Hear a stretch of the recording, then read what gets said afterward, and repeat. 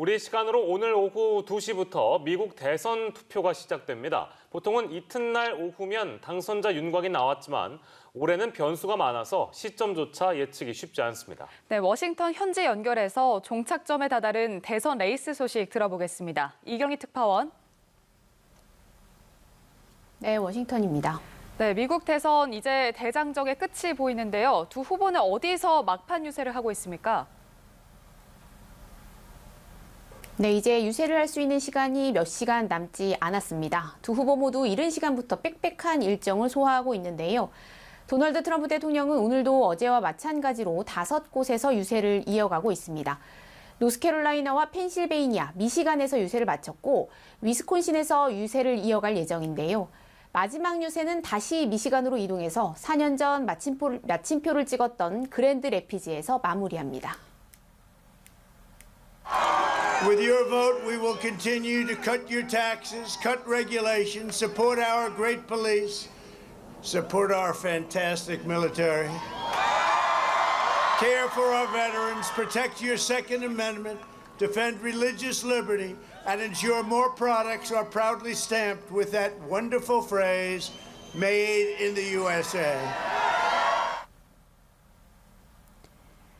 마지막 유세 장소만 봐도 4년 전과 같은 극적인 결과를 얼마나 바라고 있는지 짐작이 되는데요.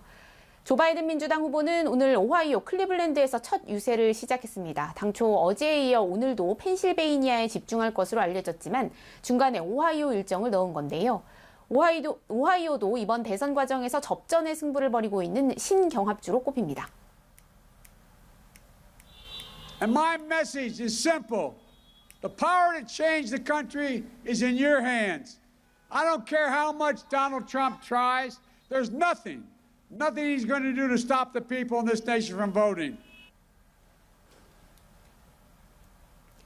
이후에는 역시 바이든 후보 입장에선 승리를 위해서 가장 중요한 경합주로 꼽히는 펜실베이니아에서 공을 들이고 있습니다. 네, 이제 유권자의 선택을 기다리는 일만 남은 것 같은데 투표는 어떻게 진행되고 당선자 윤곽은 언제쯤 나오게 될 것으로 전망이 됩니까? 네, 대선 투표는 전통적으로 0시에 투표를 해온 뉴햄프셔주 마을 2곳을 시작으로 주별로 오전 5시부터 8시에 시작해서 오후 7시부터 9시까지 투표가 진행됩니다. 당선인 윤곽은 이르면 3일 밤늦게 또는 4일 새벽에 나올 수 있지만 우편투표 급증에 따른 개표 지연과 박빙 승부가 맞물릴 경우 며칠이 걸릴 가능성도 있습니다. 4년 전 대선 때도 트럼프 대통령과 힐러리 클린턴 후보가 막판까지 접전을 벌이면서 대선 다음 날 새벽 3시가 다 된 시각에야 CNN 등 주요 방송사가 당선자 속보를 내보냈는데요. 올해는 우편투표라는 큰 변수가 등장하면서 개표에 시간이 더 걸릴 가능성이 크고 이에 따라 결과가 달라질 가능성도 역시 존재합니다.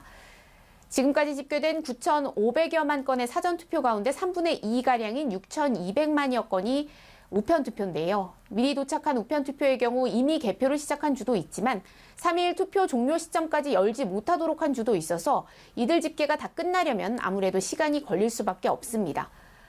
올해는 방송사들의 출구조사를 신뢰할 수 있을지를 놓고도 논란인데요.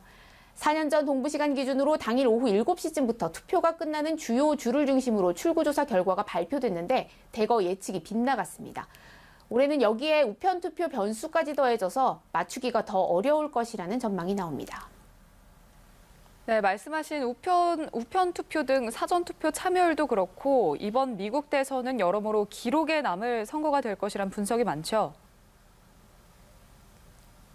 그렇습니다. 일단 코로나19 대유행이라는 이례적인 상황에서 치러진 대선인 만큼 과거와는 여러 면에서 달랐는데요.